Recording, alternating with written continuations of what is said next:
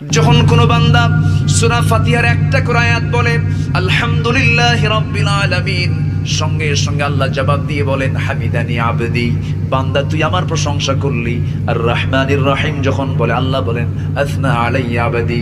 মালিক ইয়াউমিদ্দিন যখন বলে আল্লাহ বলেন মাজ্জাদানি আবদি। এরপরে যখন বলে ইয়াকা না'বুদু ওয়া ইয়াকা নাস্তাঈন পর্যন্ত যখন বলে আল্লাহ বলেন বান্দারে তুই আমার কাছে কি চাস, প্রাণ খুলে চা রে বান্দা।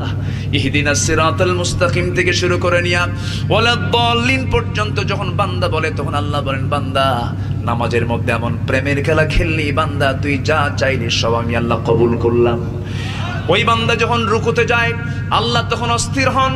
ওই বান্দা যখন সিজদায় যাওয়ার জন্য প্রস্তুতি নাই, সমস্ত ফেরেশতাকে ডাক দিয়ে বলেন ও ফেরেশতারা, এই বান্দাগুলো আমাকে দেখলো না, রাসূলকে দেখলো না, কোরআনকে দেখে হাদিসকে বিশ্বাস করে আমাকে খুশি করার জন্য তার সবচেয়ে সম্মানজনক